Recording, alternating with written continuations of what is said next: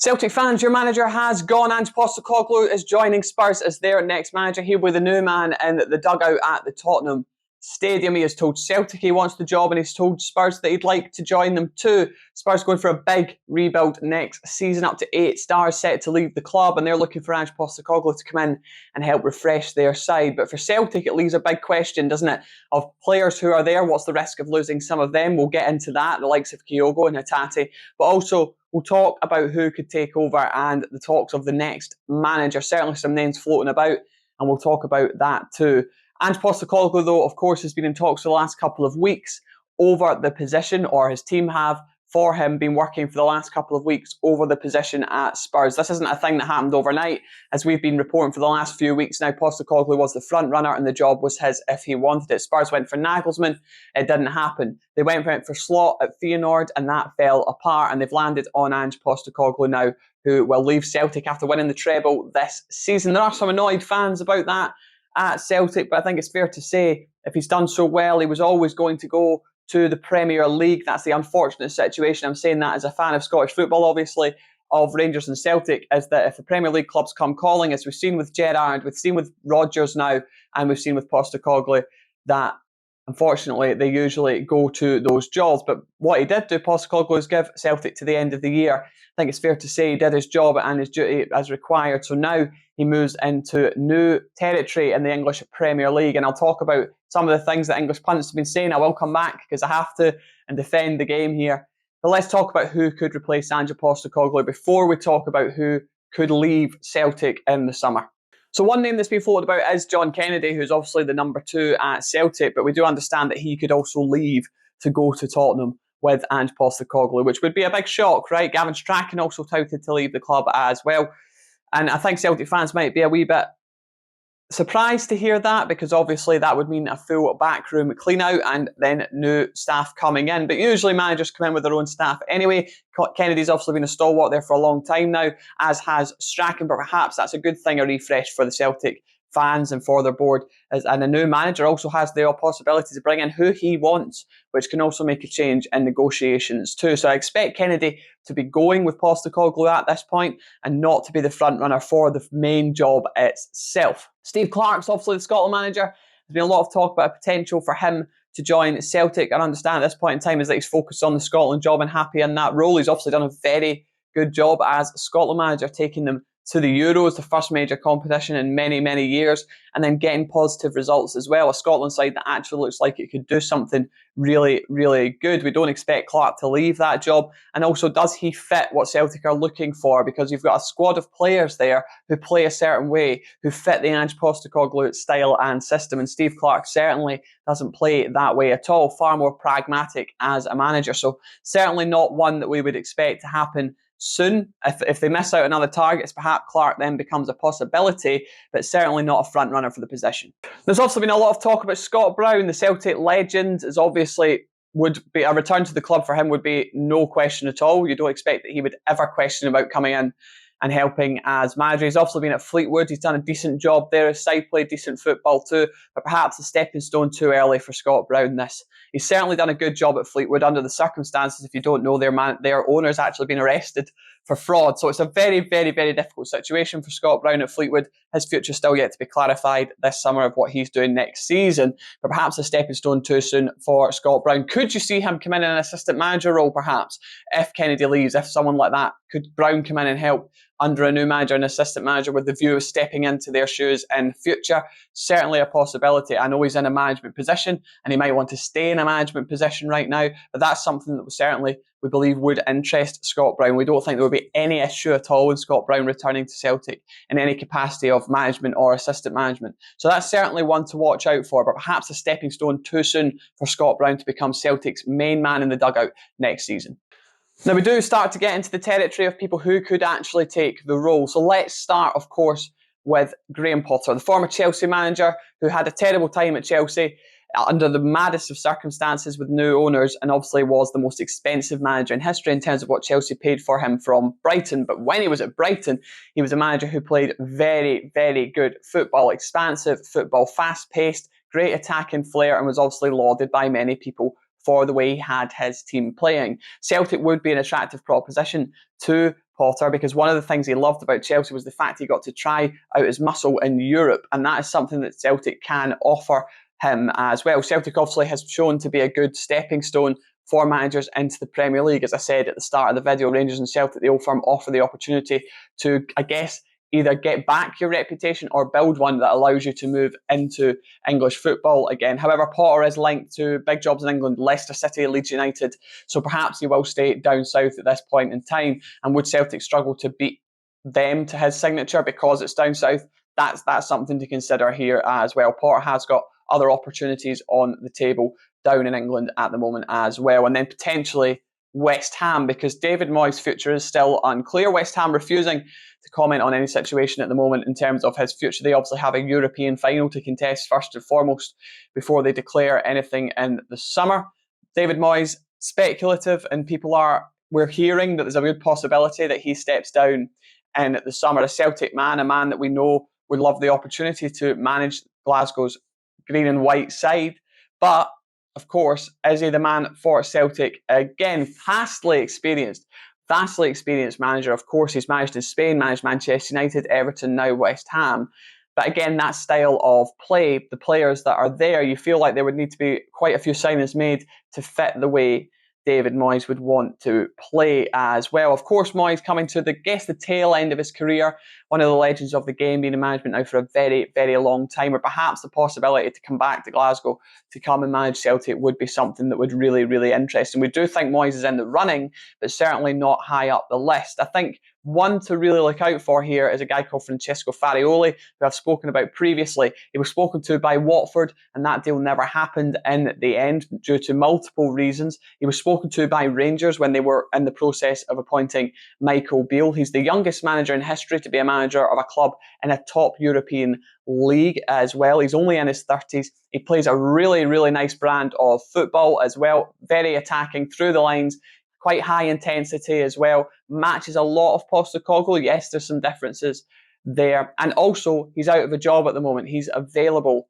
too. So Francesco Farioli is the modern, forward-thinking manager, perhaps, that Celtic would be looking for. My understanding is it would be a job he would be interested in talking to Celtic about. There are jobs in the Championship again in England who would be keen on him. Granada as well have looked at him in Spain. There's many, many, many clubs who have looked at him too. So keep an eye out here. Braga as well in Portugal would like Farioli as well potentially. So a lot going on for Farioli. He's a wanted man, but certainly would be interested in the Celtic role, and certainly a manager who would be on the radar for Celtic because he has been looked at by so many. Of course, Ange Postecoglou is from the City group. Now, Celtic could keep those links, and that might be key to guiding them to their next manager. And this is where Enzo Maresca comes in at Manchester City. Not the greatest experienced in terms of leading a side himself, and also when he has had those opportunities, it's not probably gone to plan for him as much as he would have liked in terms of being the main man in charge of a side. He's obviously with Pep Guardiola,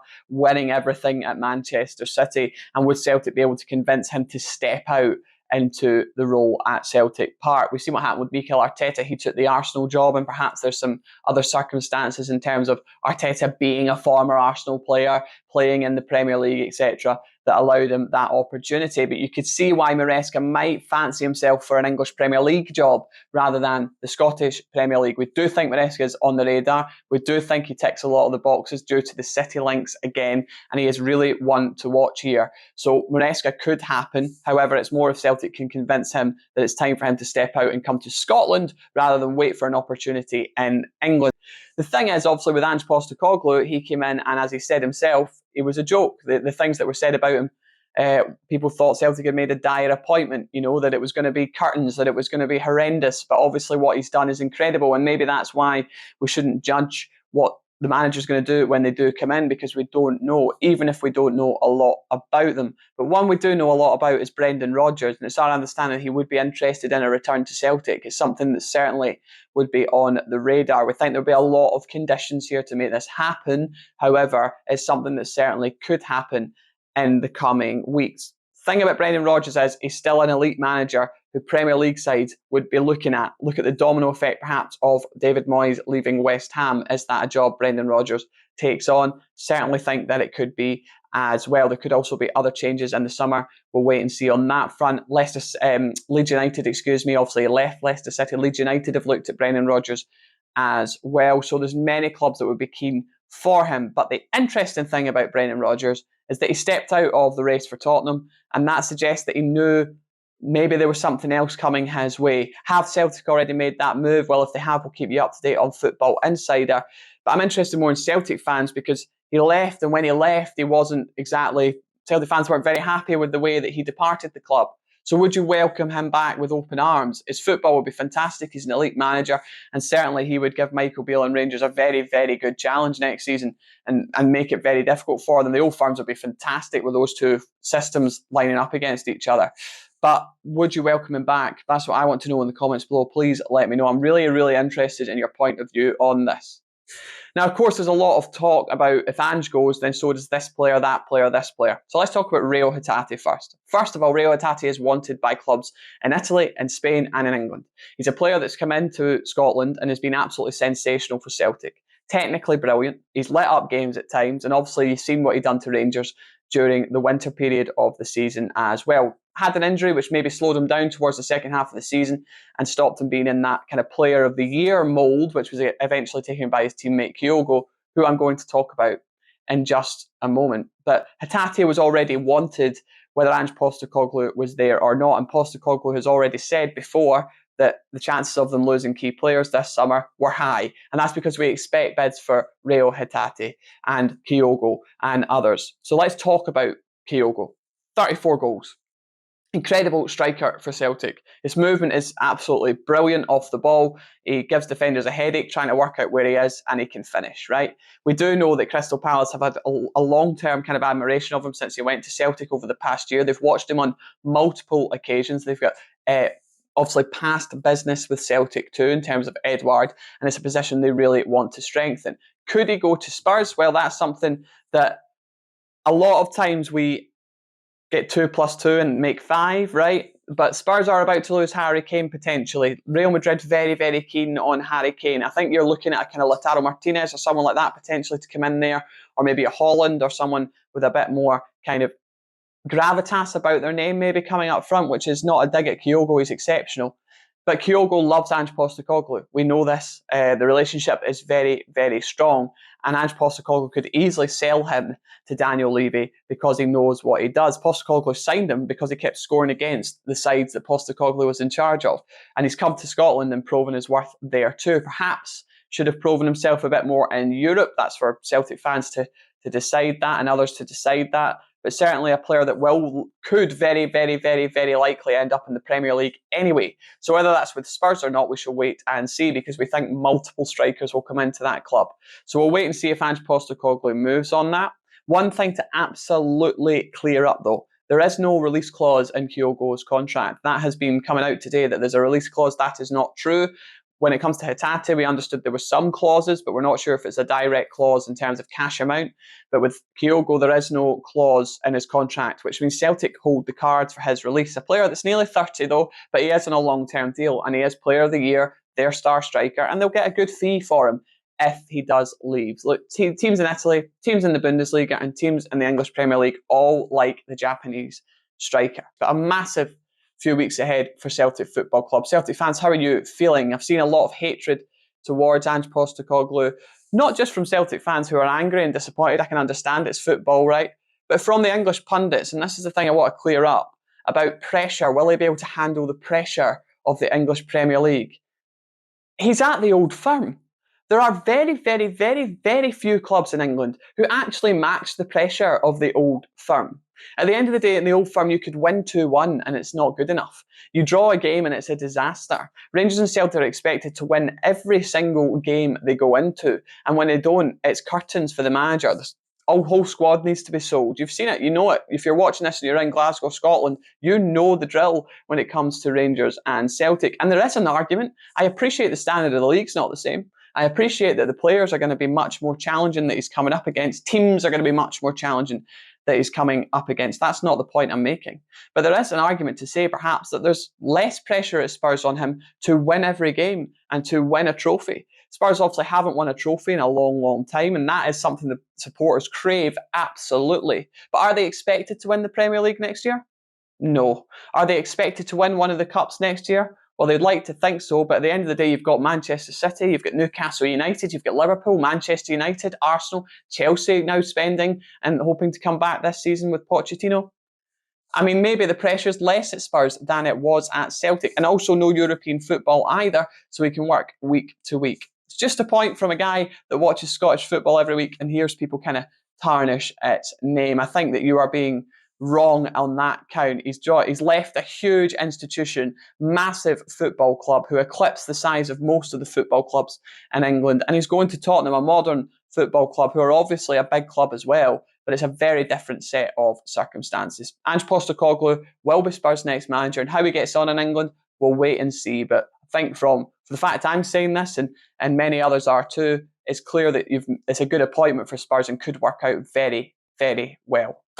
Make sure you like and subscribe. Thanks so much for watching, and we'll see you in the next one. Cheerio.